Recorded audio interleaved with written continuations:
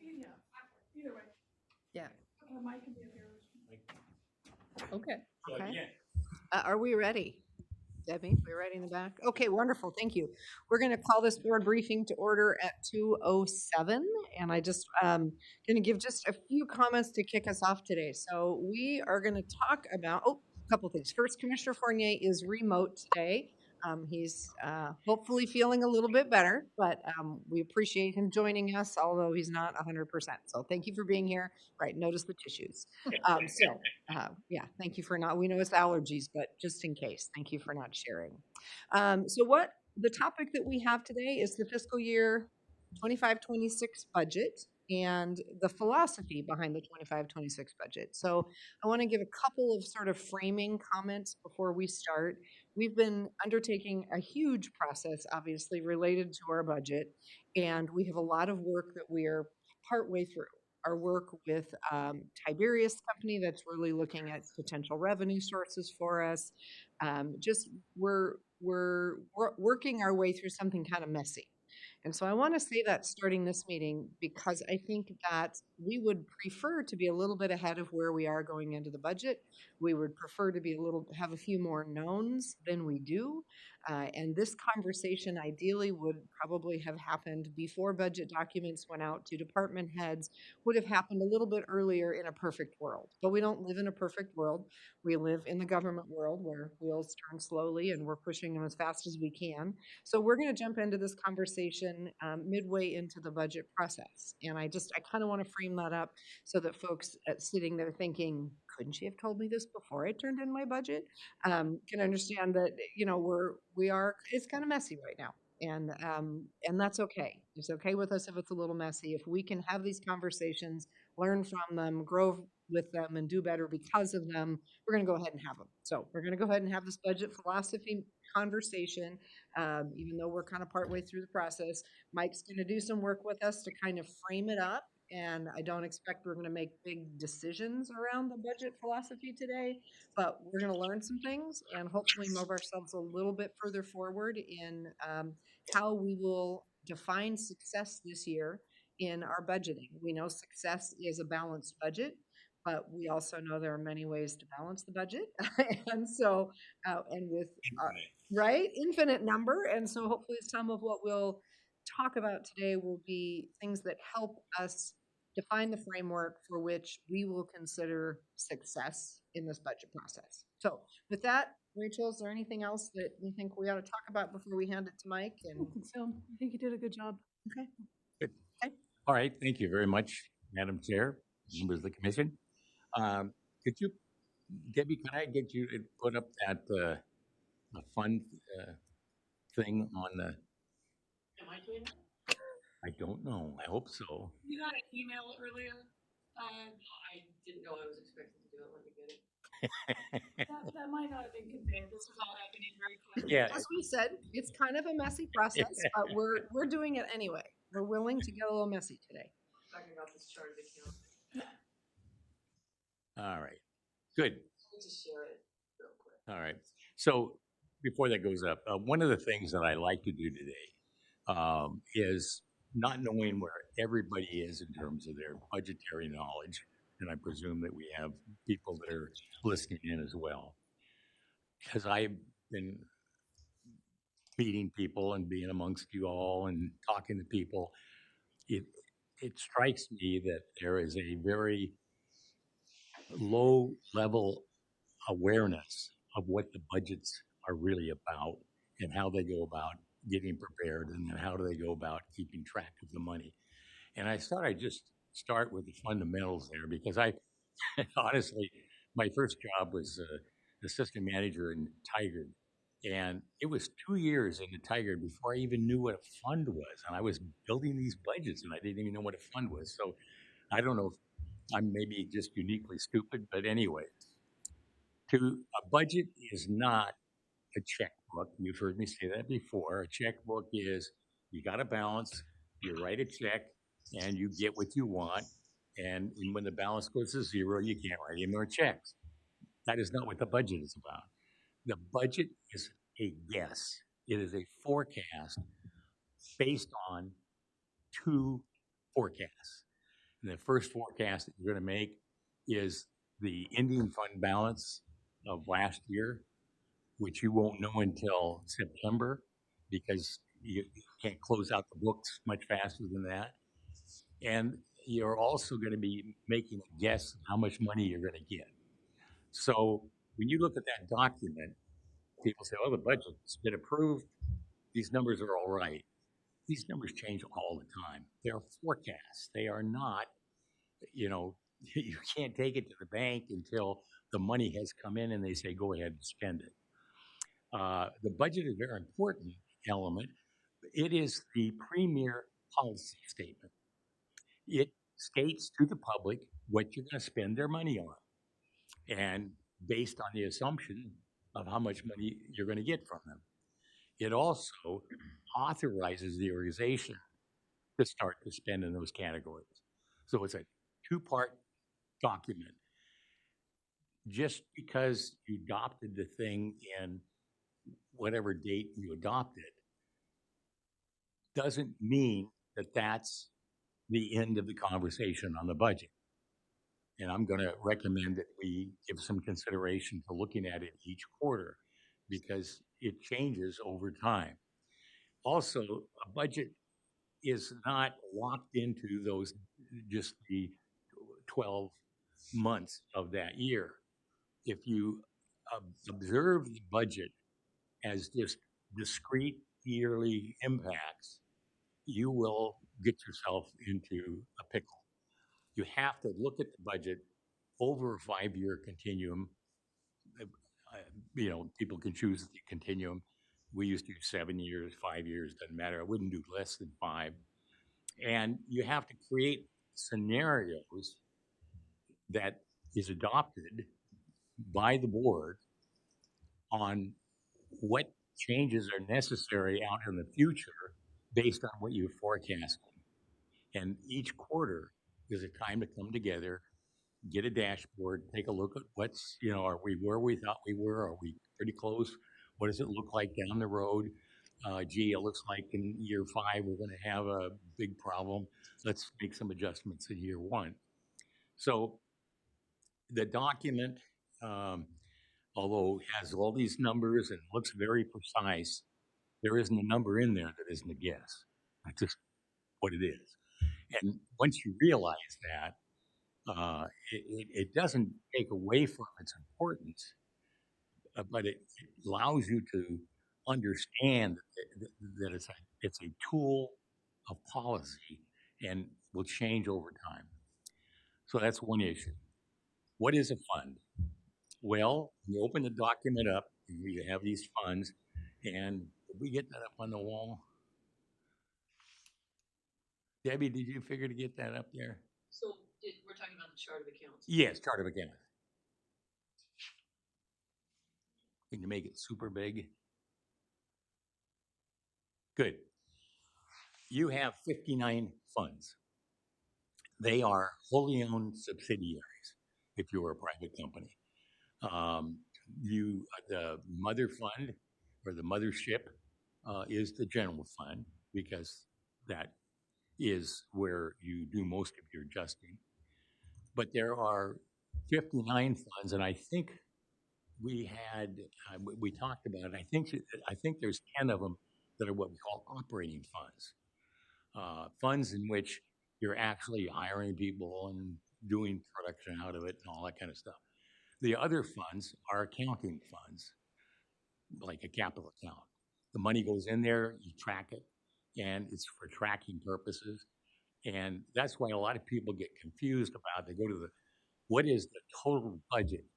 Well, you're adding, when you add up all the numbers, you're adding pears, kumquats, and rocks. They're not the same thing. So if you have a capital project in the capital account, the money was first accounted for probably in the general fund or the street fund or the road fund, and it shows up in this account. You add them together, you counted it twice. So the adding of these things, you have to treat them really, these funds, as wholly owned subsidiaries. A fund is technically a self-leveling or self-adjusting income and expenditure pattern. And it is, there's a statutory requirement, but that's the basis of what you're going to construct for the entire budget, and most importantly, what you're going to construct for tracking what is spent and who and how well it's been spent. So the funds, when you start a fund, you open up the fund, and then there's what the people in Treasury have to do is once you're authorized that, say Public Works decides they want to build a culvert because it was in the budget, they want to build that culvert, they go out and do first they have to go to the engineers and kind of design the dang thing, and then they got to go to the attorneys and make sure that they got the contract as to form correct, and then they got to go out into the market and advertise it a certain way, statutory requirements, and then it has to be awarded at whatever level the award is required, and then you have to start paying the bill to the contractor that did all of that. And as soon as the bill invoice comes in, it goes to the finance, and they track based on these codes. So you got 59 funds, you have 117 departments, and you have, of the 59 funds, the one that you're going to focus most on is the GL, which is your general fund, your general ledger. But there's, 59 of those across. And then it goes down to program, and then it goes down to the revenue source code, and then it goes down to employees. Each one of those have to be tracked for every decision. So we were talking here the other day, the best guess we could come up with is there are about 3,000 decisions made each day by about 20 people in terms of coding. And it's very precise. Well, it's supposed to be very precise, but it's very critical. Now, you guys have a decentralized coding system where there's people in departments who do coding and then bring it to finance, and finance says, yeah, that's the right code, or no, let's do it. Not every organization is organized like that, but it doesn't make any difference. But that is what lies behind that budget. So when people say, well, we've got $4 million in the general fund, I swear people think that they can go to a box somewhere and open up and look in and see $4 million. You can't. It doesn't exist. It's all a fantasy. The money comes into the county, goes into a big fund. They invest that within certain legal parameters, and then they draw out of it and track it so it stays in the right funds. So when people say, well, how come that money isn't in there? It's because it's being tracked, but it doesn't necessarily mean the cash is there. And because decisions have to be made throughout the year, the fund numbers change throughout the year. So that tends to create a lot of confusion. Depending on when you're having the conversation, the number will be one thing, and then the next day it'll be another thing. You'll be able to go, wait a minute, we're double talking. No, this is not a checkbook, thank you very much. This is a plan, policy plan for executing what we're going to do. Now, I know that's a little more detailed than probably most people want to hear, but you kind of have to know the grist of the mill and how detailed the work level is behind the scene on budgets. So when you adopt the budget, you are making the organization track every damn dime of that, and it's a big job. And it's also a very intense job in that it's got to be right.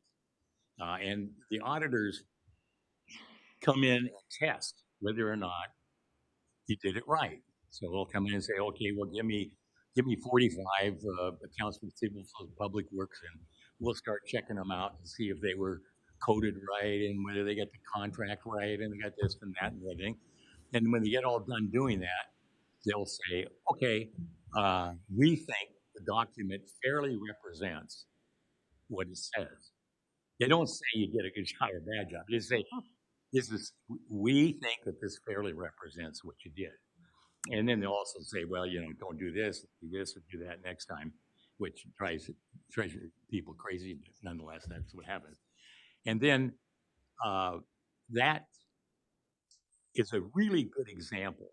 You hear me keep saying one of the board's big jobs is oversight. That is an oversight system that is elegant. That is, you have somebody unattached to the organization going through it and testing what's going on in those methods and then reporting it back to you every year. That is an oversight system. And that is more of what we want to set up in terms of creating these dashboards so that you can do more of that efficiently as opposed to just kind of thinking it's okay or it's not okay or whatever. So that's kind of my little spiel on budgets. And I don't know if anybody even likes it, but I like it. I love this stuff. Are there any questions for Mike from his spiel and overview on budgets? I don't have any questions, but I appreciate it. I've never heard anyone say it quite that way, so I appreciate it. Thank you.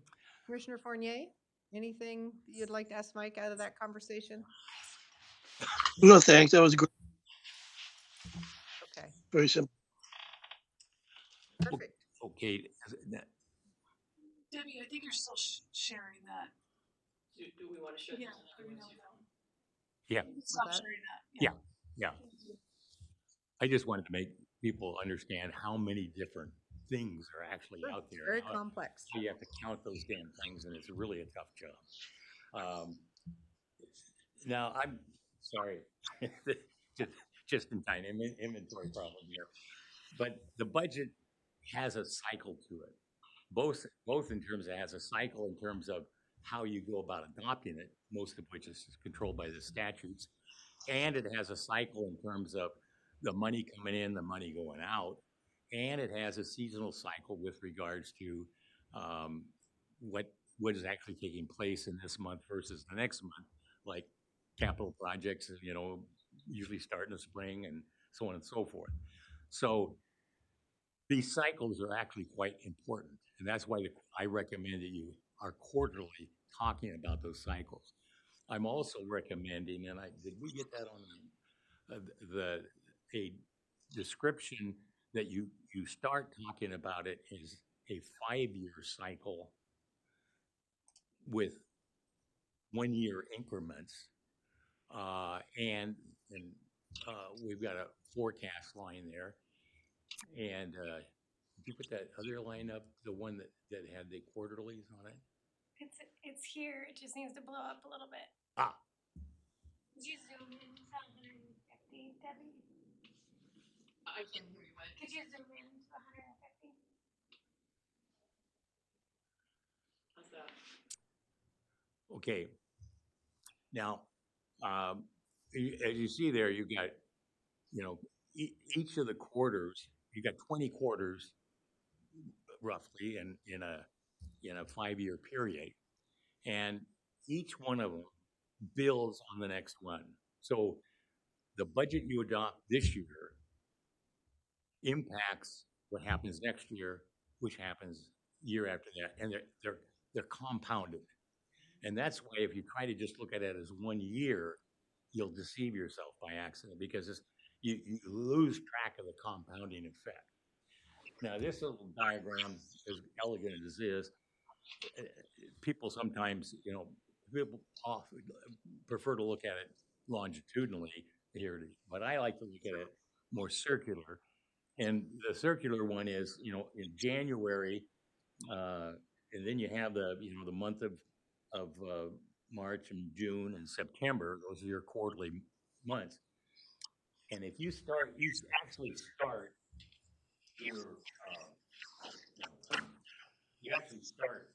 talking about budgets in March. Mhm. And the first number that you have to develop is the ending fund balance, which becomes the beginning cash balance of the next year. The ending fund balance is everything that was not spent in the budget in a number, which is a wild guess, because before you can actually close the books, get everybody's checks in, get everybody to post their checks, do whatever the hell they're supposed to do, you won't know that number until September. And you're going to make decisions about that all the way along until September. And then when you get to September, you're going to get a real number, and it may surprise you. It may not be the number you thought it was. And so that's why you carry fund balances to deal with the fact that that's a forecast. And that's also why, well, I won't go into expenditure discussion, but nonetheless, this cycle, it goes on year after year after year. That's why I say it's a guess compounded by another guess, and then it impacts the next guess. But you have a very sophisticated presentation that does a lot of statistical stuff to average this thing out.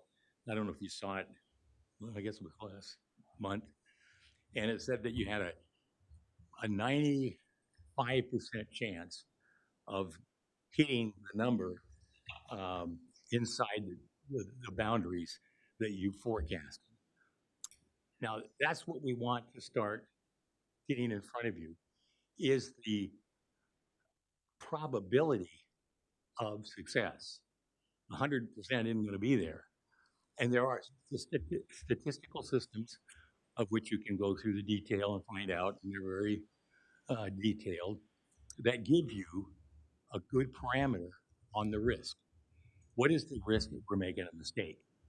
And the reason you want to know the risks is so that your conversation becomes less of kind of a moral, I just don't think we should spend the money, and more about, well, I think we can do this, but I'm not in agreement that it's 50%. I think maybe it ought to be 20%. So that allows you to change the language when you're talking about your budget, because it is all probabilities. Like I say, it's not an absolute number whatsoever.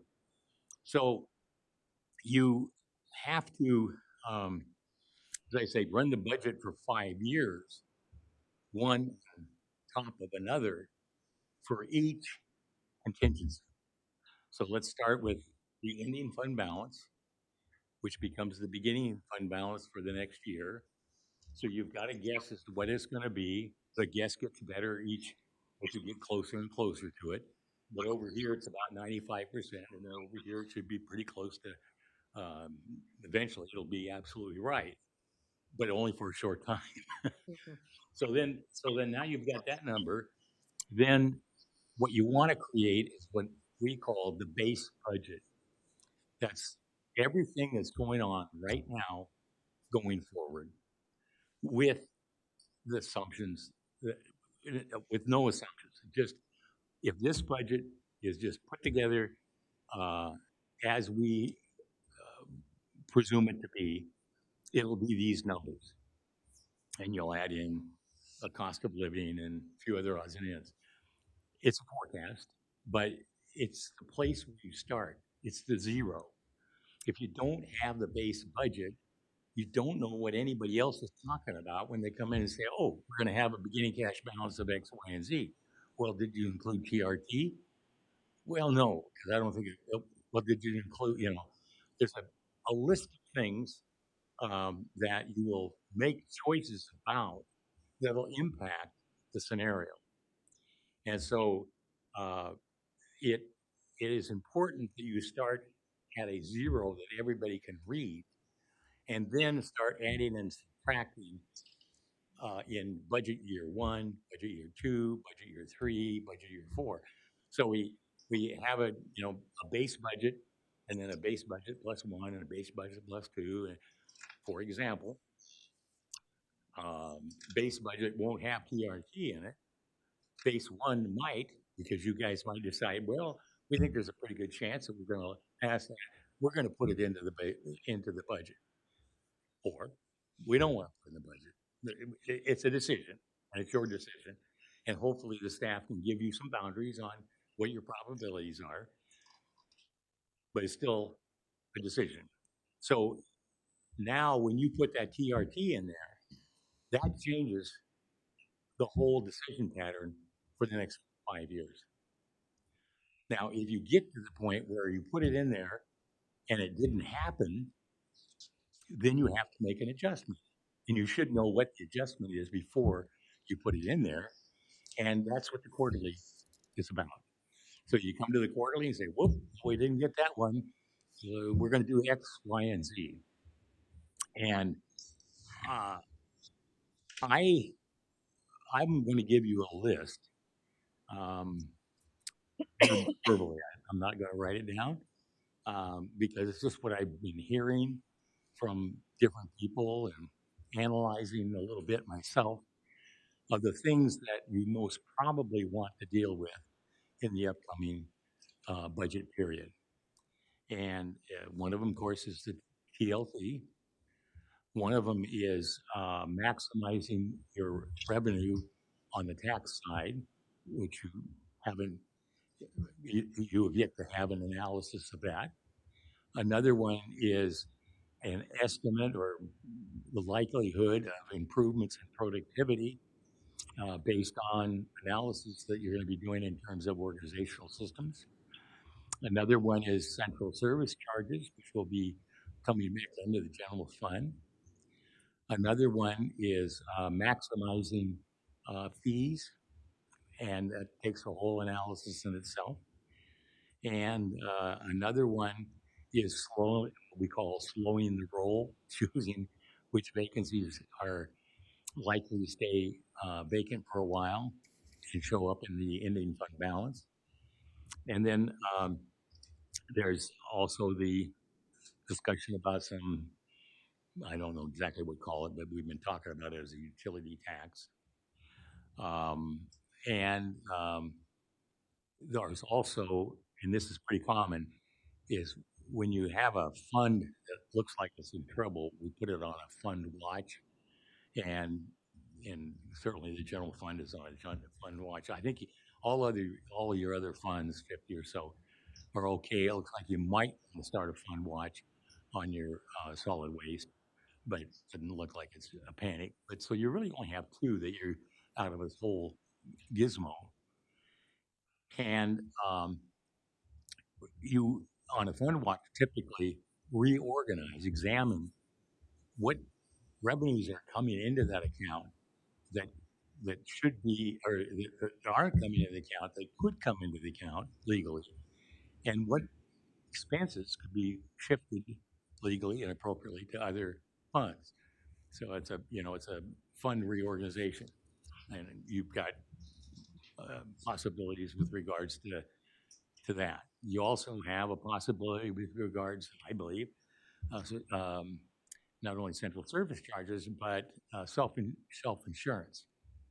And then there's also the issue of the possibility of doing bonds up against your retirement program. So there's just a list that I have, and I'm not going to give you any numbers because they're from my, they would be just guesses.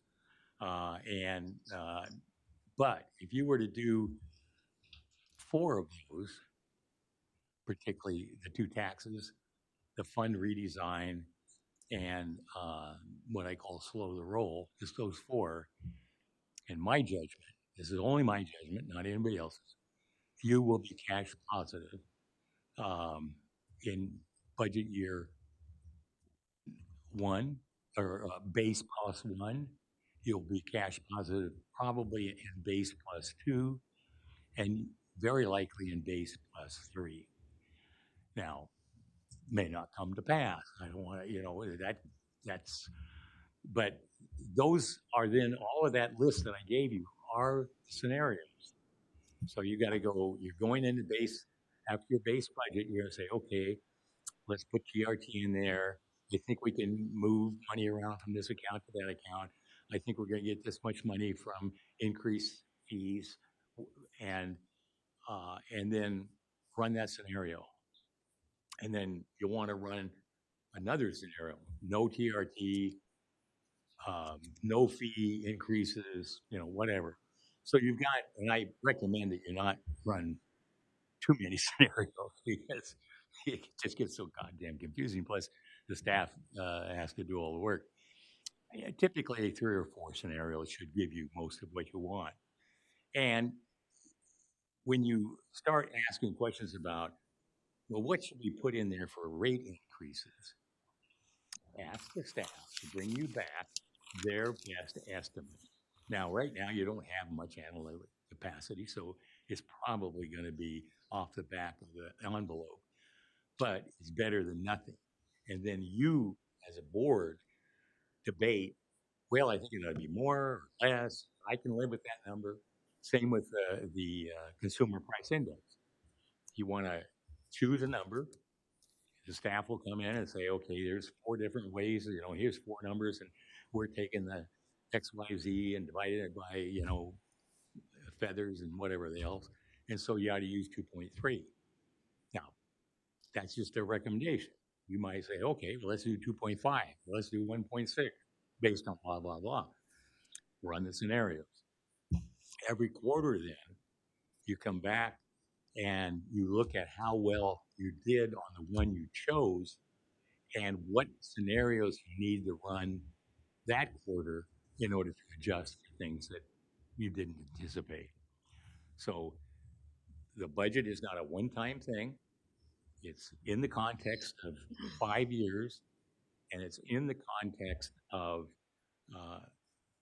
analytical, data-driven reports from people who should and will know what they're doing.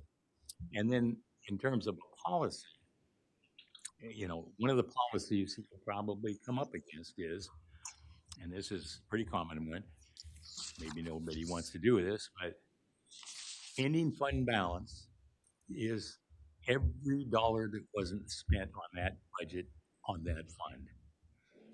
Now, there are some adjustments that you'll want to make. I mean, if the feds just gave you, $6 million and they're not going to give it to you the next year, you probably want to take it out of that. But by and large, it's everything in that fund. That is the starting point. And then that becomes the beginning cash balance for the next one. And your estimate of ending cash balance of base plus 1 and base plus 2 is predicated on what you did in this first scenario. So they compound each other, but it gives you what I call a radar. It forecasts out there. You say, well, it looks like the 5th year there's some real big rocks that we ought to start adjusting for right now. And timber receipts is a good example.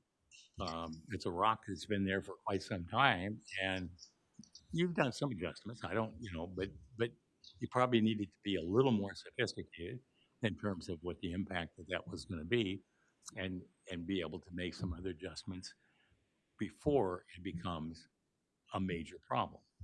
So that's what the budgeting thing is all about, in my judgment, is putting it in a context that allows you to set up the capacity of this organization to perform in the future. You're responsible for all these assets and all this production, and there is an expectation it's going to be there tomorrow. That's why the budget doesn't change a hell of a lot. Add packages, assuming you get to the point where you have a base budget and you start working on base plus 1, which is the next budget year, and people can then bring packages that they add to base budget, and you all decide whether you're going to add them or not.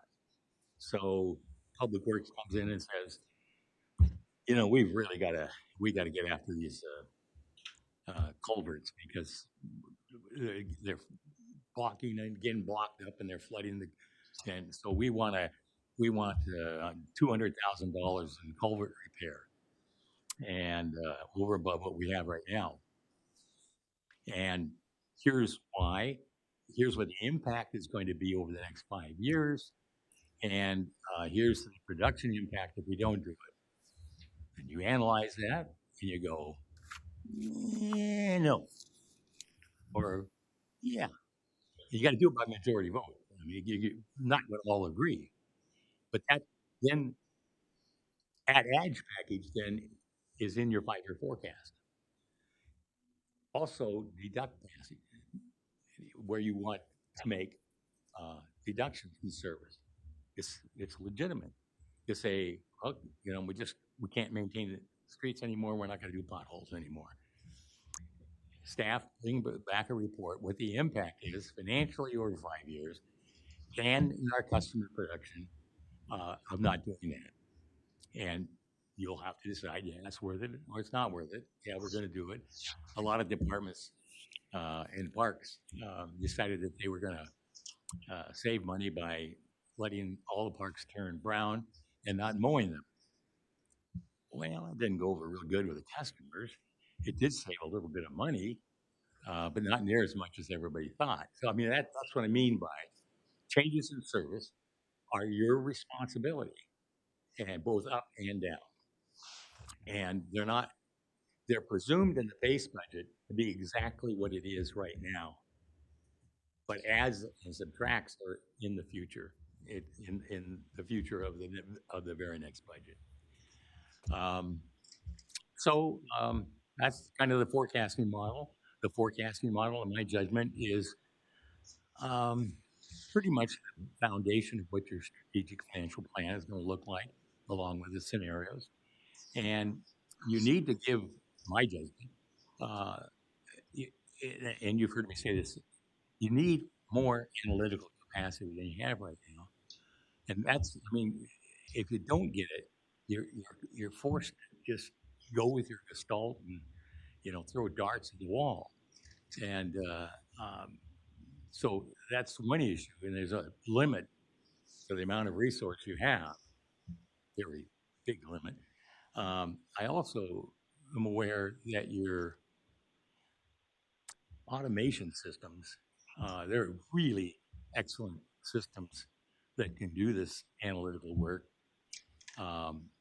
And you ought to consider investing in some of those, because you just can't get blood out of a turnip. There's only so many hours and so many calculations a person can do before they fall off their chair. And you got to be careful about demanding too much of what you got right now. I think you're kind of at you've tapped it out, in my judgment, right now. So I think you've got lots of options in front of you.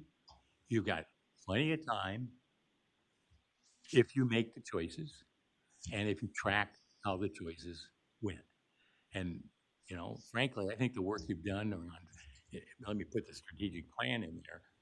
The ads should be parallel to your strategic plan. Your strategic plan up until now has been focusing on not just fixing the general fund, but increasing productivity and so on. And you're just doing a hell of a good job on it. And so, maybe at some point the strategic plan will have different elements in it. You might be at the point where, who knows, you might actually getting more cash than you need to spend. And I want to tell you that everybody thinks, well, what a wonderful place to be in. It's just as hard as getting. But nonetheless, it's different.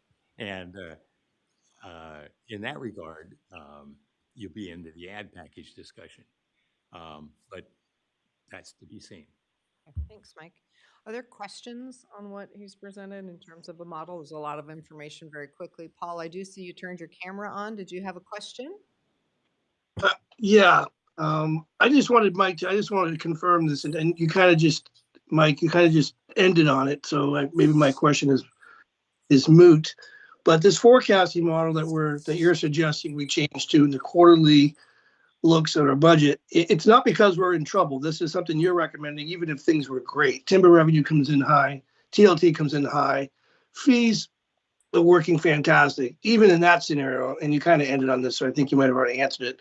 You're recommending this as just the status quo, the new status quo, not because we're in trouble. We need to constantly be watching it. We should be constantly watching it, even as things improve, because of all the things we are doing. Is that correct? Am I That correct is, on yeah, that? I'm glad you brought that up. You're absolutely correct. This is what we would call a best practice. And you should do it. The only way you're ever going to get to the position where you got real control over your budget is doing some kind of these forecasting. And in my judgment, an organization, particularly a public organization that doesn't do this kind of work, not only puts the public at risk, but is being too cavalier with the public's money. And I mean, it just requires a more thoughtful, full of thought approach to figuring out what you're going to be doing with the public's money, as opposed to just waiting for the ship to run into the rocks and see if you can put it in reverse. So whether you're in Fat City or not, it's just as necessary. And as I said to you, once again, it's my opinion. I think you guys set yourself up pretty well. You saw the problem coming. You started working on it. You got a bunch of options. Well, I applaud you. And now it's a decide. Do we do it? Or don't do this. That's your choices. And good for you. And I'll have to tell you, a lot of organizations, public organizations, don't do this. Thank you. Other questions on the modeling, commissioners? I Yeah. have a couple. So you said, Mike, the things that you're recommending that we do right away are, you said, if we do these 4 things, then we should be cash positive for maybe the next 3 years. And you said 2 taxes, so that's the TLT, and then the second one is at the utility. Yeah, and I think it's got as I Public service a public service charge. Yeah, thank you very much. Yeah, and I know it transforms, and that's typically what happens when you make a decision. It starts to transform when you start working on it. So, Sure. yeah, you got that, and the reorganization of your fund. So talk about that a little bit more. Well, there, I'll use an example that I'm familiar with, and not use one for your organization because I don't want to suggest that the decisions being made or even being talked about. But the city that I work for in Eugene, we did the ambulance in addition to the fire and in addition to the paramedic. And in an ambulance, you charge the insurance company. You pick somebody up and you send it off to their insurance company if they have an insurance company. If they don't, you eat the bill. And it was, we brought that money into the general fund legally because the general fund was supporting the fire operation, and the fire operation is the paramedics. And it made a huge difference. I mean, fire ops in the city is about 25% of the expense. So all of a sudden, we fixed the general fund or gave it a third more revenue. Well, even more, better than that, and firefighters are imaginative people, but they're not usually very concerned about the rest of the organization. But they came in and said, what we need to do is we need to create an insurance company for the ambulance. I said, no, it doesn't make any sense. I said, no, let us try it. I said, okay, go at it. My God, it was unbelievable how much money that thing brought in and how much it improved the public's expectation of our service. And I won't go into all the details, but that's what I mean by changing fund operation. We took, and you've done this before, we took parks maintenance out of the general fund because we had to treat for stormwater, and all of our parks became the stormwater treatment system. Anyway, we literally would treat the water in the parks, and so that was a legitimate charge to maintain those systems And that went out of the general fund into the utility fund for stormwater treatment. And that, so that's what I mean by reorganizing your funds. Yeah, it takes some analysis, and it also, you gotta, you've heard me say this before. Everybody wins, nobody loses. And people say, "Why, that's not possible." Yes, it is. And you just got to figure it out. And it changes things. That isn't always comfortable, but you don't want to do it at somebody's expense. Thank you. So that does help clarify the fund redesign for me. Do you have, when you're thinking of those things, do you have specific fund redesigns for us in mind yet, or is that information that we have yet to uncover? I do, and there's been some conversation about it, but I'm not recommending any of those. I'm not recommending anything that you do. I'm just sharing what I think you could do. And yeah, I can think of 2 places where I think you could do it.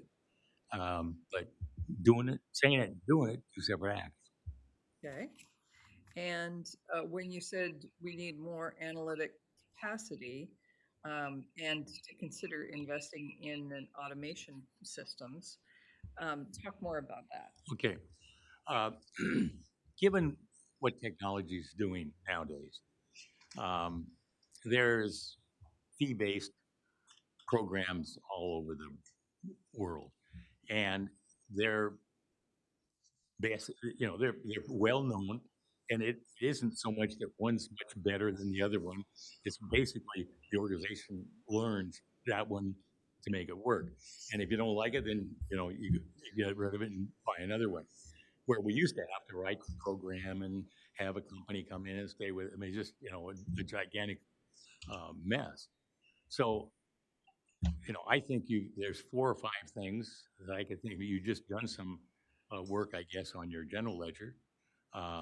You can get software that'll do most of this analytical work automatically. Just you whisper to it and say do X, Y, and Z, and something falls out the other end.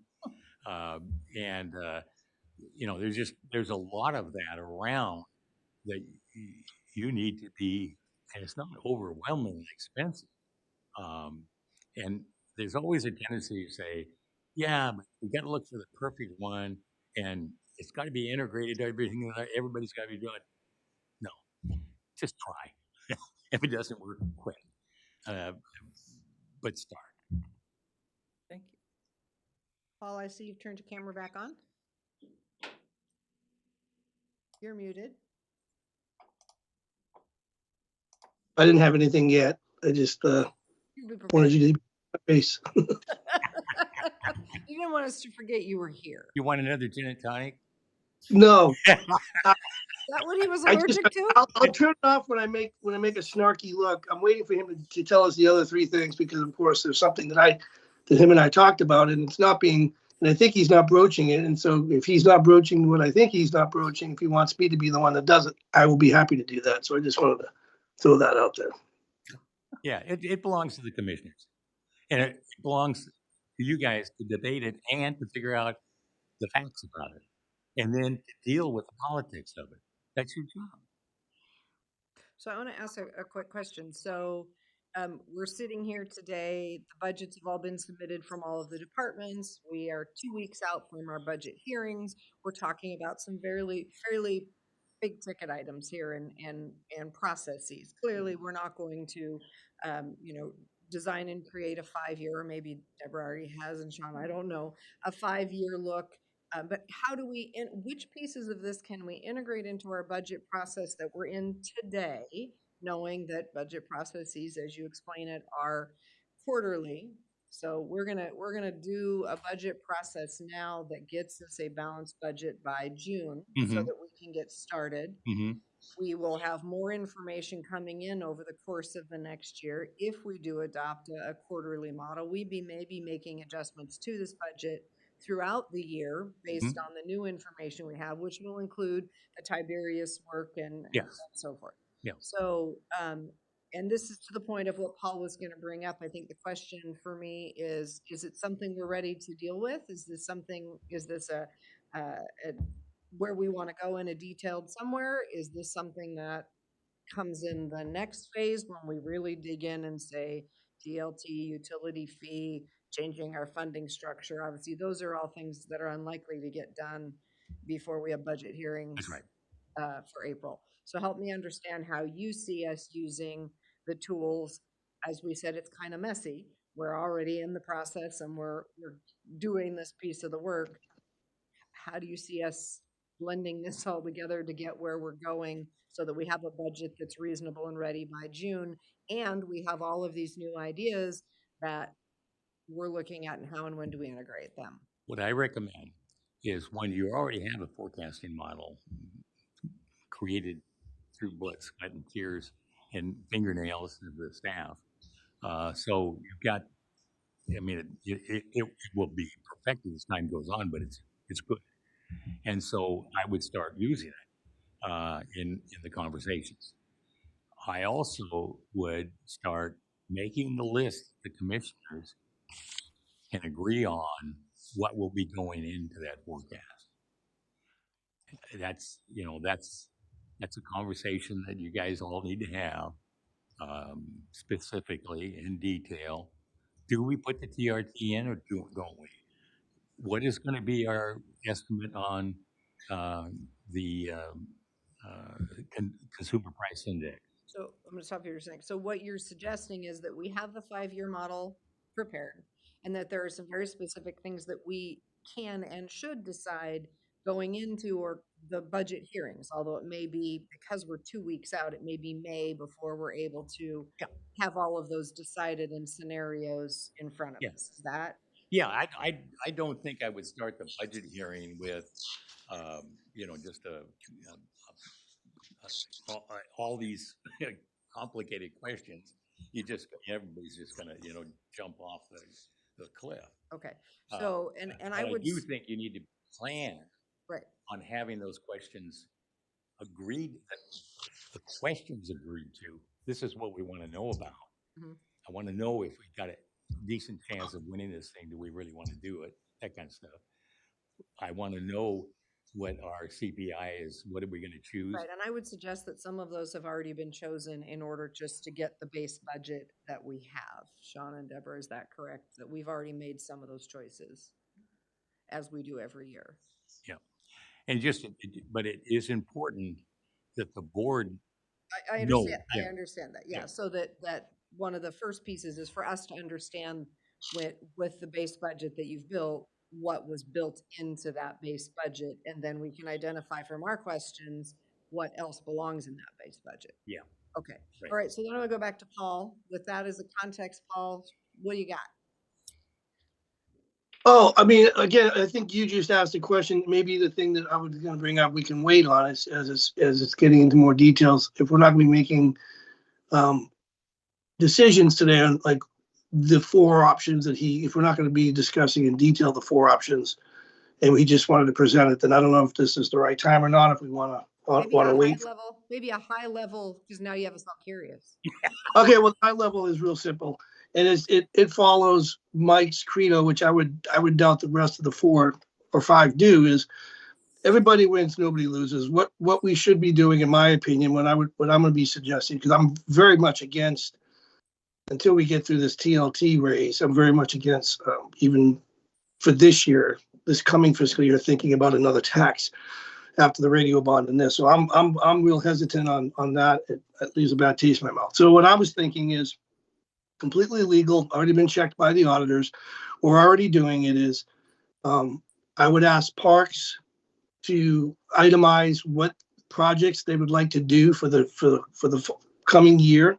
We talked about some this morning, but those are already funded. But I know he's paving and NETARs, and I know he wants to buy a bunch of kiosks, and maybe we should buy more. And what I would recommend we do is we move, we figure out what kind of hole we have and what kind of hole we need to move to the general fund to keep it whole for a beginning fund balance. And I would move that from Parks, from their budget into the general fund. And I would backfill that with TLT to fund all the projects that they have planned. Everything Parks does would qualify as a facility project. We haven't done this in the past. It's basically what Orla is telling us to do. And there's no sneakiness about it. It's completely legit. We can move money out of the account we already have last year. So it's one of those ones that to me it's maddening because it's like a no-brainer and it hurts nobody, keeps everybody's whole. No departments being asked to cut, and we have the money in there to do it. And if the bond and not only that, I think it looks good for the bond or the ordinance that these are the kind of projects that money does fund. The idea of the ordinance, although was to make the general fund whole, make departments in the general fund not have to reduce services. This is just us doing that. We're just moving pieces from a department that has the ability of creating revenue just by essence of having parks, campgrounds. And we're just moving those pieces where we need to as a county to give our balanced budget, to get a solid, healthy beginning fund balance. And I would even argue we could take if we did this for a couple of years, we could be building that contingency up, especially if the ordinance passes. So to me, it's win-win. Sheriff Brown and I have discussed this while I was on my campaign. This is something that it's to me the lowest hanging fruit we have. I don't understand I always feel there's a little hesitancy. I know there was a little hesitancy with the treasurer's office, and I think with you, Madam Chair, about whether it was legal. We've been doing it. We're allowed to do it. We just haven't done it. The auditor says it's fine. It's not sneaky. It's all in the up and up. We're basically we're just moving money. Just like if we wanted to give Public Works a little bit more money for a tourism road, like the Lighthouse Road or something, we could move that money from TLT into his department for that project. So the idea is, to me, it's one of the ones we should. I was hoping we would be talking about it going into the budgets because it changes the whole scenario. If we're talking about pulling $1 million, I mean, I'm going to go high, but if we pulled $1 million, if there's enough park projects to support that kind of money, I know those fee kiosks are $36,000, and I don't know how many he was planning on buying, but maybe we buy more because we're doing it this way, because we do want some. If we're repaving Neatards, we should have a new kiosk there. So anyway, that's in a nutshell. It's basically repurposing money from one department's coffers, which they have plenty of, and backfilling it. There is no loss of revenue for that department. So that's basically in a nutshell. I don't see any downside to it. So it's one of those ones that's maddening because I am so uncomfortable talking about public service charge now this year. When I think one of the things Mike and I discussed, and there's great metaphors for this. I think Mike probably has 20 ideas, and he wanted to tell us if we do 3 or 4 of these, we'll be fine for this point in time, in his opinion, obviously his opinion. And to me, it's like to use a law enforcement metaphor, it's like the use of force continuum. An officer showing up just in uniform is the first step. And then he uses his voice, second step. You don't go jumping right to the baton or to the taser. So in this case, I feel like this process for this year, since we are changing to a 5-year forecast, it's healthier. It reduces stress or insecurity about our money. If we look at it this way and we say, hey, if we do this transfer from parks, nobody's hurt and we are good. I mean, it could be that simple. If the timber revenue's coming high, but if we're not completely good, we still have the other 3 or 4 things we're talking about, the slow roll, the fee increase. I mean, there's a good chance that we would be better than even Mike thinks. But if we're not, we move to the next step. We move to the next step on the continuum rather than jumping ahead and saying we need to do all these things. We should be talking about everything we want to do or everything we can do, because that, to me, that breeds fear. It makes it look like we're just grasping at straws, when in fact, I think we're doing a fantastic job with all the research we've been doing type years. I think we're coming together, and if we only have to look at 4 things and we're done for this fiscal year, and then we quarterly are looking at that, watching timber, watching and the potential of more TLT. We don't know what's going to happen to the state legislature. That bill somehow, by the grace of God, is still floating around. I don't know It's how. still alive. And so the cool thing is I asked Mike to be optimistic because he truly believes we're okay, but we can't stop the hard work of making sure we're okay. I love that we're going to be checking quarterly. So I don't mean to ramble. To me, there is no, I mean, I can't think of any reason not to use the TLT facility funds to back up everything. And for this year in particular, everything we want to do in parks and maybe a few more. Maybe we have put a little extra in there to reopen that. I haven't talked to Dan about this and I haven't talked to Mary Faith about this, but we have that upper level of Kilchis has been sitting closed. We have state parks that are going to be closed this summer. What if we use some TLT money to open those up? So there's a lot of, to me, positives here of doing this. I don't see a single negative. We're not asking Dan or any department to give us money for the general fund and leave his fund short like we did. I think we did that last year. Before I was in office, he voluntarily moved some money to help us out, which was fantastic. I'm not asking that. I'm saying you're not going to notice the difference. So that's it in a nutshell. Thank you. So I know this is going to shock you, but I agree with you. Oh, I know, right? Grab your heart. You all right? I'm glad you were already sitting down. I'm glad you were already sitting down. So, We- I took we the agree on more things than we disagree. I think. So I took the opportunity to have a conversation with the auditor to understand for myself, because I was really uncomfortable, because y'all know that I'm exceptionally risk adverse when it comes to finance. And for 7 years, I sat on the budget committee and was told that really fees have to be spent only for what they were collected for. So in talking with the auditor, he said that's always been Tillamook County's stance, that has been Tillamook County for the historical view that anybody can see, but that it is a stance and a choice of risk, not a rule. And I would suggest that I'm not sure, well, I know that was not clear to me. So in my time serving, it was a rule. And what I've understood is it's not a rule. It's a risk aversion stance that we have a chance to look at differently. In fact, if we wanted to, and I'm not suggesting we do this, but in fact, we could use all of our TLT to fund parks, and we could take every penny that parks raises and put it in the general fund. Absolutely. So I don't think that any of us have any interest in defunding parks in any way, shape, or form. I also don't think that we necessarily want to lose all of our TLT to some form of general fund expansion. I think we know that our TLT is still an important part of what we do, which is to the point of the bill that's the legislature and the concern that all of the travel organizations have, that they would be defunded if the county could. I don't think we want to. So I hear this and I'm excited to take a look at it. I think scenario wise, it's absolutely part of what we put in our scenarios is how do we balance what we're doing. So thank you, Paul, for bringing it forward. And I appreciate that there's a push for us to all learn something new. So I certainly have. Do you have any comments on that, Commissioner Bell? It's a rather big shift from our normal history. Sure, I am glad to be talking about this, and I'm particularly glad that you started that conversation, Paul, with Mike's principle that nobody loses, everybody wins. Right. Because in other counties, I have been opposed to this philosophically, not everything you just described, but just taking the money from parks. I'm totally opposed to that. And in other counties, that's happened. It's happened many times that counties have kicked out their parks department because they couldn't afford it. Their parks department becomes self-sufficient. They build up a little reserve, and then the county takes that back into the general fund and then kicks them back out. And I would fight with you about that all day long. But I would never. It's so short-sighted.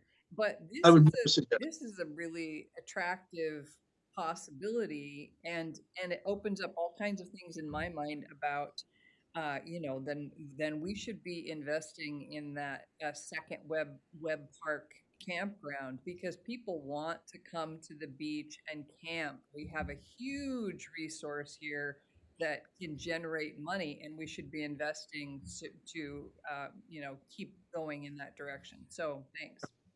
Thank you. And I think that brings us to a really good point, a place again. I'm going to try to circle us back.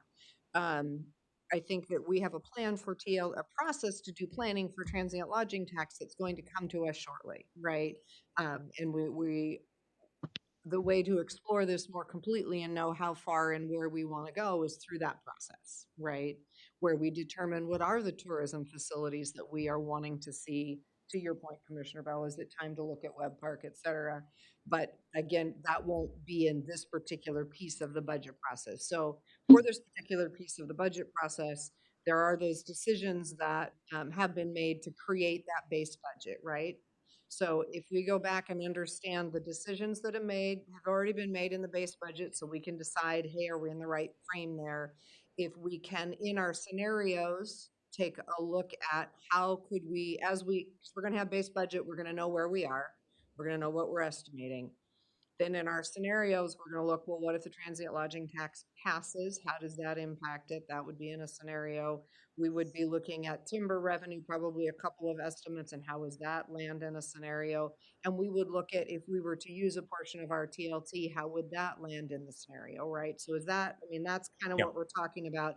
And those things could happen in the month of April Yes. as we are hearing budgets and as we are doing that piece of it. So it's going to put a lot of onus on us, in May, prior to that May budget hearing, to figure out which scenario is supporting and therefore what are we allowing in any, What getting to our base a budget. process recommendation that I have for you is, and I didn't want to get that's specific, um, um, because I just don't think we had enough time to deal with that.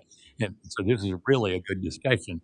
And as a process recommendation, I think it would be um, useful if the staff would provide you with their lists and you get your list together, and then you have a meeting together to say which on this list do we want to spend time looking at, because you can't look at them all.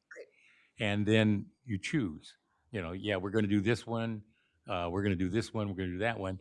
And staff, please bring back a report so that we can have a conversation about that covers the things we're concerned about. Uh, Otherwise, you just, that's how you go to Abilene, is all of a sudden you start, kind of back to the utility tax. We were going to save ourselves the utility tax and didn't know even what the hell it was. And that's what I mean about having finished staff work. But the list is yours. And I don't know how many you can do between now and then, but that's what I would do. Okay. So it sounds like the first piece is understanding what's built into the base budget currently, because the base budget had to be built prior to any conversation so it can be posted this Friday. So is that, Sean, can you guys share with us kind of what went into that base budget?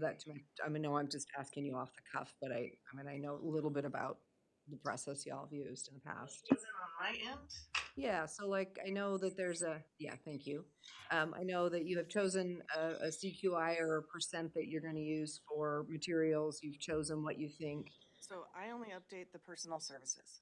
Okay. And pick and choose a percentage because we are in the middle of negotiations. Right. I complete that end. Any known indirect costs that I have or any insurance costs that I know of, I only put in the actual numbers that I know. Okay. And I send those to the departments. Okay. Departments return those back to me with their requests for the next fiscal year. And I just input it for your information when we get to the workshops. Okay. So we it's- haven't done an across the board increase on materials or anything. Everybody does that for themselves They kind based of on. look after themselves because most of the department heads have been there for a while. They know what their costs are going to go up or what piece of machinery they're going to buy. I don't have that knowledge until it comes back to me. Okay. Okay. So I'm looking back at you, Mike. So in your process, if we were to do this in the process you're talking about, would you suggest that we are making those decisions in terms of here's what we expect for the CPI and that's how it impacts these things?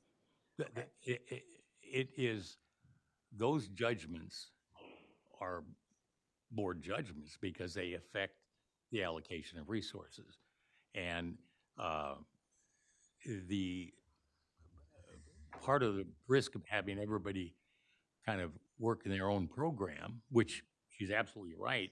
You know, Public Works knows a hell of a lot more about What's going to what's going to happen, and you don't want to cut them out of the thing, but uh, not everybody's using the same analysis, and so you don't you and you don't know then what's base, what is the base, and yeah, you might do one different for Public Works, you might do one different for whatever, but certainly the general fund, because all the other funds you don't have a fund watch on, Right. and you don't have to be strategic.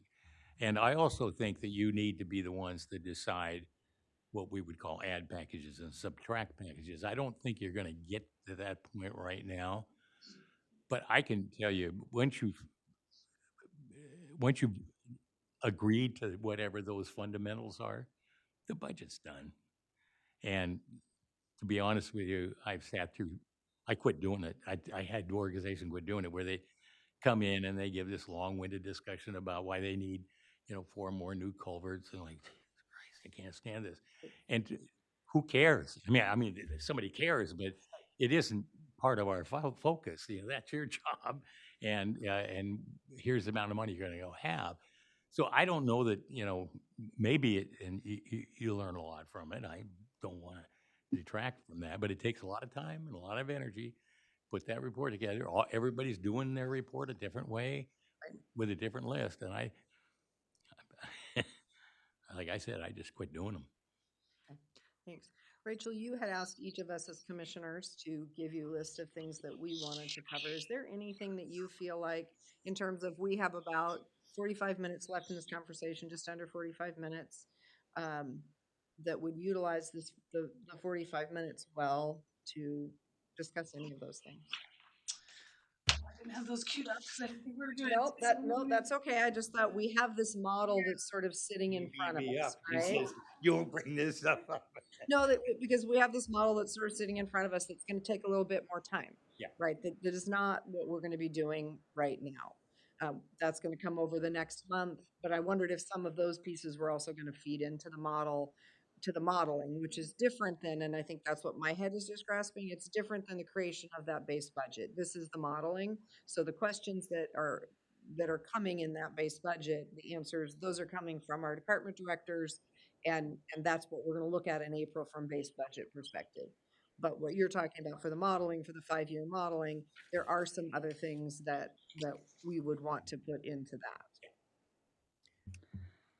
I think there's a couple things, and responding to one of Mike's concept about the percent increase across the board. I don't know how we would do that and have it be accurate without. I mean, I just got done doing my budgets and going through with 2 commissioners, and it didn't dawn on me until I was going through them. But almost all of them have decreased, which I don't think that's ever happened, and I don't really know how, but it did, even with the increase in services, personal services, which I didn't do anything with. So having a concept of just, I mean, you would think just spreading an increase for inflation across the board would be accurate, but that's not always the case. So I don't know, just thinking about that more. Yeah, and it's a method that you have the staff choose about how they report back that number, and then you say what you agree or disagree or whatever, and it might be different for every department, or it doesn't matter. Yeah. But you have an analysis, and then that choice then creates your base budget. And now you're starting at a place. Yeah. You're not everybody just dreaming it up. Right. So I think maybe some that we could talk about to see if there's a way to reach an initial consensus in this meeting. Fee increases. I know, have you received good feedback from departments? Yeah, so that was part of the budget request. 5. So part of the budget request was submit information about fees and if there were going to be increases. And Tiberius is working on that. So, but if there's a general thought at this time that you want people to be thinking about, that would be one. The hiring strategy, if there's still the desire to be slow rolling, that's something you could be doing now. Indirect cost allocation, there's been some discussion about that. I was asking the treasurer's office about why appears most of the special revenue funds aren't charged an indirect cost allocation. I know they have a new software, so they're working on updating that, so that's fluid. I don't know if there's anything to talk about here. And then I think there's just a lot of good questions about what some stuff is in the budget that I think we can get answers to and just bring to you in a larger report. So I think that's top of mind. So not really. I don't know.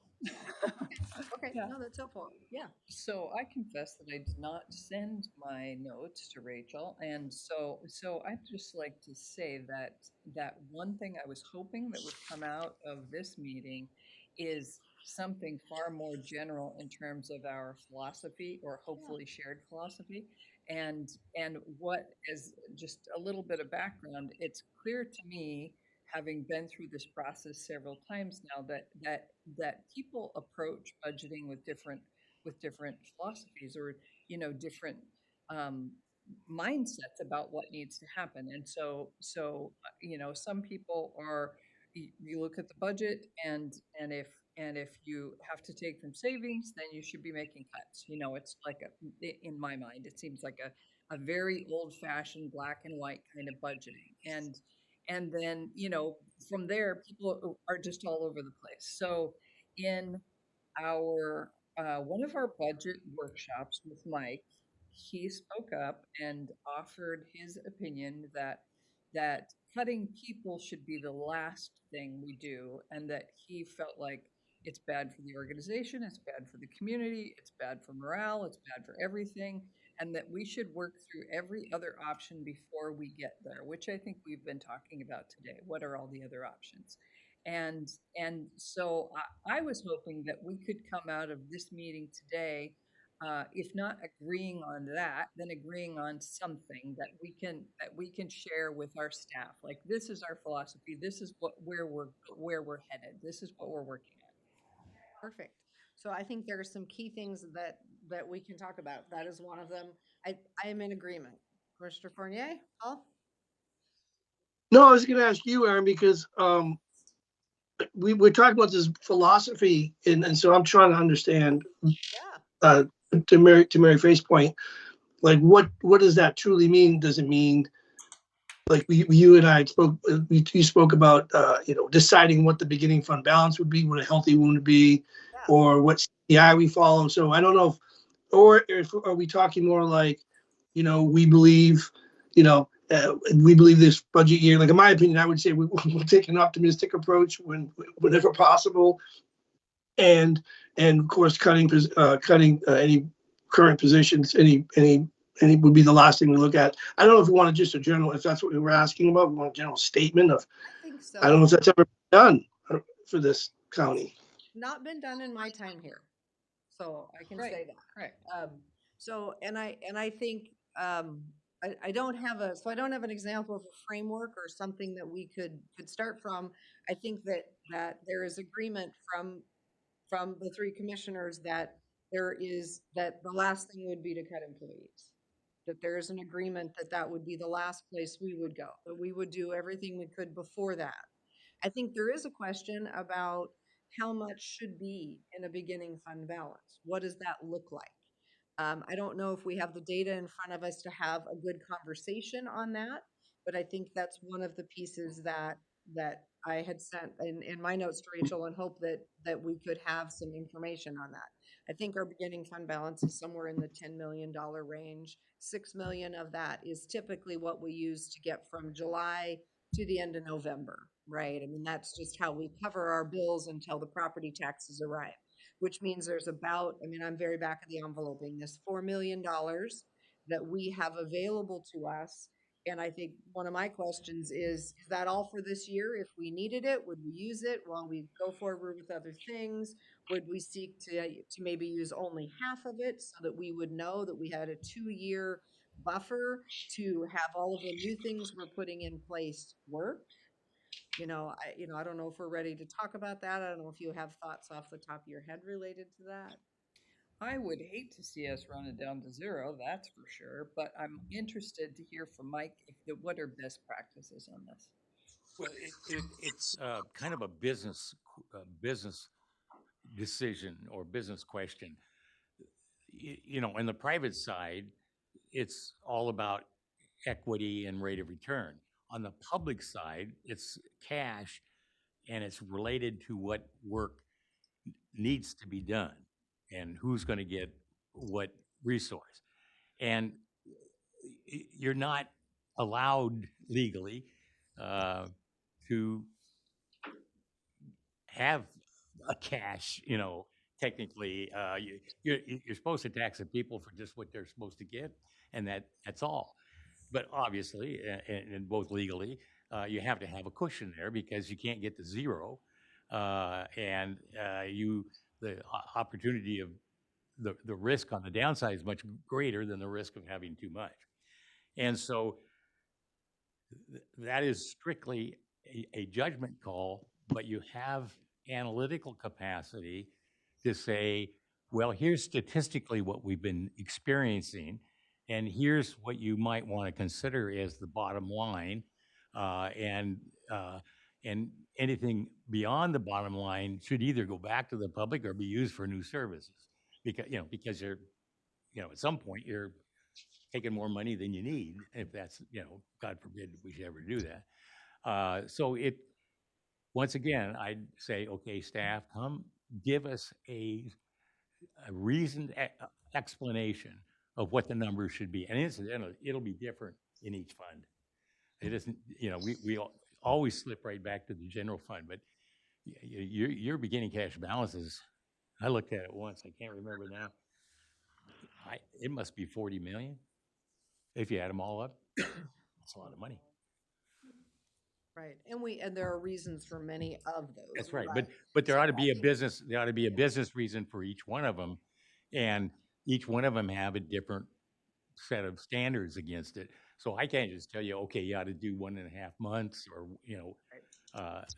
there are guidelines, best practices, and you just ought to have a good debate about what you want. So it sounds like for that one, more information but I would suggest between now and certainly the May budget hearing for us to know, because we're gonna come out of, as typically happens, we're gonna come out of the April budget hearing knowing the difference between the asks on the table and the estimated revenues on the table, right? So we're gonna come out, say, okay, generally these don't match. And so then we normally come back in the May budget hearing and we have done work in between that has us ready to say, here are the options and possible ways to fix this, if you will, to get to success of a balanced budget. So I guess my question would be, is there time? Can we make that happen? I know, again, this is really hard, but to have some more of this information so that at that May budget hearing, which is not normally a long hearing, right? How long is the May one? May one is when I would come with a balanced proposed budget. Right, because normally we give you guidance in April. So if we could have it by April and save, I don't know how much, the time at the end of the April budget hearing to have more of this information presented, i.e. best practice around how much might be in a beginning fund balance, that kind of thing, so that what direction we're giving you to work the numbers in April is based on this information. Is that sort of where we're gonna land best with this? And is that even reasonable? As we sit here in the middle of May, or middle of March? The calendar. I already have it smushed up. How much time? Do you need I'm not sure. The end of the Thursday. It depends, I think, on how many of these, how much information we're asking you to present to us for us to determine, because this is kind of that scenario window, right? At the end, so the question is at the end of April that we have these scenarios laid out so that we can give you the guidance, having seen the scenarios and including, so right now, we know we'd like to have best practice around ending fund balance per the question. I see you, Paul, I'll be right there, I promise, I'm not ignoring you. Best practice around the fund balance, we'd like to have some scenarios at that point that lets us see how we could use transient lodging tax, like how much and how that would fit to help balance where we need to be in a no harm way. We will have to have made a decision about what we think timber is going to look like, which will play into that. in terms of other things in those scenarios, we're gonna be at base budget. And then we're gonna have estimates on, Teamster bargaining AFSCME, and AFSME bargaining after that. not Or by- AFSME, not by AFSCME. April, not by April. Okay, we will have estimates on the AFSME by then. We won't, and we won't have them on the compensation study either. You won't have anything until after the April hearing, So we will have to choose an estimated number. which right now is 5%. Okay. So I had Sean put 5% in, which was just the number Yep. that is above what is typically in there for a COLA, with the anticipation that the delta between the COLA and market adjustments, reclasses, all of that, that 5% would pick up a chunk of it. Mhm. But, so it's probably conservative. Okay. Okay. So, again, trying to kind of play through what pieces of this model we can bring in. And Sean, do you know, Yeah, sorry, Paul was waiting. So Paul, I'll go ahead and go to you, and then Rachel, I'll come back to you. Thank you. Yeah, thanks. It has to do with what you're saying. I agree with you 100% that we should push some of those questions that you just brought up about beginning fund balance. I think that needs to be pushed into another meeting. And I'm wondering if, since Mary Faith didn't have a chance, maybe hyper focusing on kind of what you just said and having us identify what we want to identify as those. I'm not calling those philosophies. To me, those seem more like parameters or some other, I don't know if there's a better word, because philosophy to me seems more like the feeling about, firing people last. But I do have a question about this, and maybe it fits in too, and it's for Sean and for Rachel. I was like, Sean, you've received a lot of the budgets, and I guess my question to you and to Rachel from the executive teams is, what are you seeing from the numbers? Like Rachel's budgets came in a little bit low and lower than last year, and I understand materials costs are up. So I wouldn't expect that to be the norm, but I'm just curious if you've had a chance to quickly look at them, compare them to last year. How did everybody do? I mean,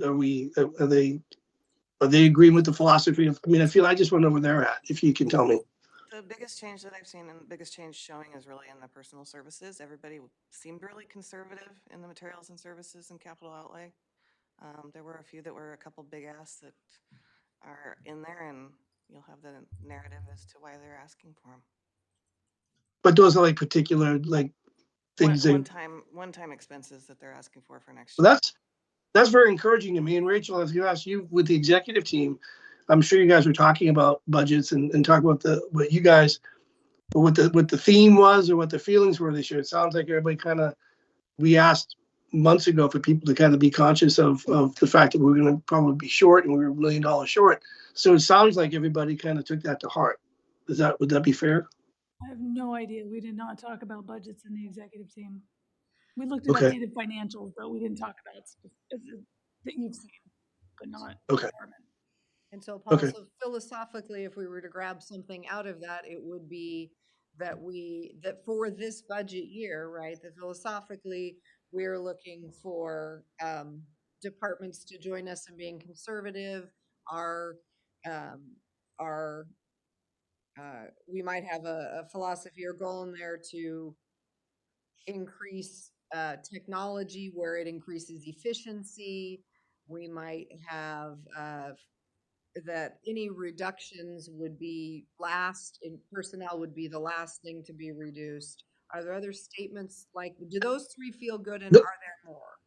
I Slow think the roll. those Slow are the great. roll. Okay. Go Yeah, ahead. so I think those are great. And I just, it's funny because this is my first budget, right? It's my first time with the county. You guys everybody else has been through this. So I'm watching, I'm an outsider kind of looking in. And it's funny because I have spoken to people, and, we're changing the culture of, well, one is, spend it or lose it, use it or lose it. And we're trying to change that. We're trying to say we need to be a little bit more. And everybody's kind of, my feeling is that's part of it too. That's kind of been embraced, even if it's a little bit reluctant. And I love that our department, and some people are writing things and the old way may have been asked for it and let them cut it out. But I feel like maybe we're not doing that as much. Maybe now let's ask for what the minimum is. And then with a few big asks that are maybe, like you said, software. So I love that that you pulled that kind of philosophy statement out of that. I think that's a good way to look at it. Everybody gonna remember that? Cause I'm the queen if it came out of my mouth, it's gone. Uh, It's recorded. Oh, good, thank God, right? Are there other pieces philosophically that occur as we're doing this?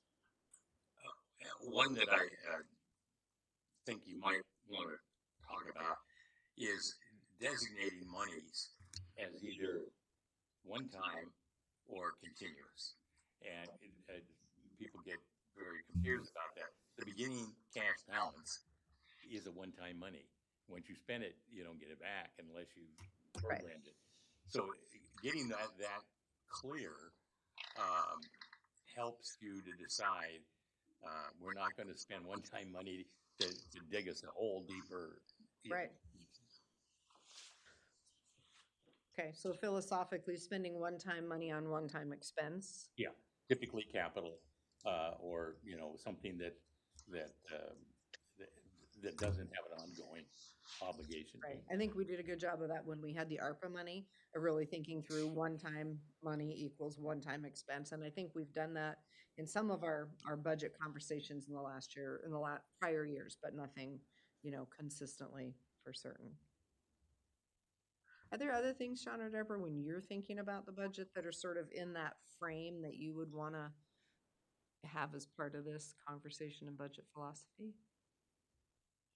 Not off the top of my head. I think you've hit most of them. Okay.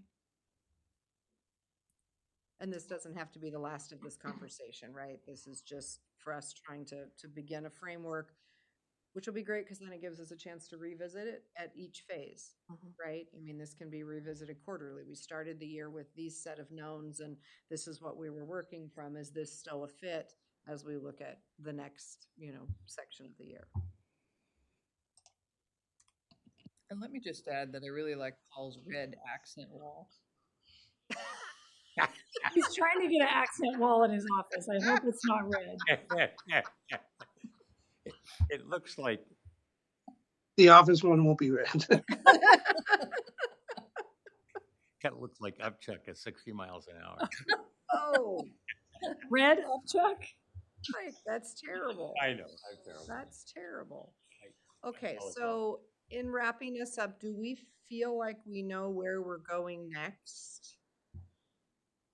I think we can get this philosophy transcribed from the recording because I certainly didn't write it down. I couldn't, to give us a jumping off point. I think we know there's some data that we want to have in that April meeting so that as we do that April wrap up, as we typically do, we're able to kind of look at this as our philosophy and have a couple of different scenario pieces in there to look at. And I think we can work on what those are between now and that third budget hearing in April. What am I missing that we need to get for today? Before we close, I just want to note for all of us that this is very encouraging. It's a big departure from where we've been in the last couple of years. Like our timber revenue is shrinking, and our budget needs to shrink, and we're headed toward a cliff. So I'm very encouraged that we're looking at new ways for revenue so that we can continue to provide the services that people want and need. Thank you. Yeah, I agree. I mean, it's the changing of the parameters for how we look at something so that it isn't just how we've always done it is very hopeful. So, I mean, we don't know what we don't know until we dig in and find out that we don't know. That's right. And so I think when we jumped into the strategic planning process, it gave us an opportunity to open doors that we'd never opened before and to really begin to look at things to say, what is it that we don't know that we don't know? And I want to thank everyone who's been a part of it because it's been a very challenging position and a very challenging process for me, as you all know, to get to where I am today, which is saying, yes, we can spend different monies differently because that's not my history either prior to the county or at the county, and my fiscal responsible side has been screaming. It's still not entirely comfortable, right? And I'm gonna suggest and guess that for everyone in this process, there's a piece and a place where something inside us is screaming because we know how it's always been done. Mhm. And it's a place of comfort because we know it's been done that way. And every time we've done it that way, we were still alive and here to tell the story, right? Mhm. And so there is this fear side of it that comes out and says, I'm afraid I might not be here to tell the story if I take this unknown, unexpected, and frightening step. So I want to thank everyone for taking the unknown, frightening steps to where we're going in a different way of doing business. It's not easy. And this is all of our department directors, along with all of our other elected officials that are all in this journey with us, because it's a journey. So thank you. And I really like what you're saying there. The risk analysis that a person does is personal. I mean, it, it's not a generalized decision, but it is very helpful to have a standard way of measuring the risk. Even the measurement is, of course, an estimate, but it does allow you then to anchor your concerns at some level and say, okay, I'm willing to take that one, but I'm not willing to take this one. Paul, please. Let me take the handoff here. No worries. I just wanted to add to both of your comments, to Mary Faith's point about kind of the shift and the cliff and all that. I wanted to say this, and I don't. This might be the norm, but maybe it isn't. I've been so impressed that we did some really good work with the budget committee meetings last year. There were some rough patches, but here's what I've found since I've been in office in January. I've had, and I'm sure you two have had the same thing, but I've had the departments that I liaison with, really being actively involved in what's going on in Salem this year, and to the point about the assessor's bill.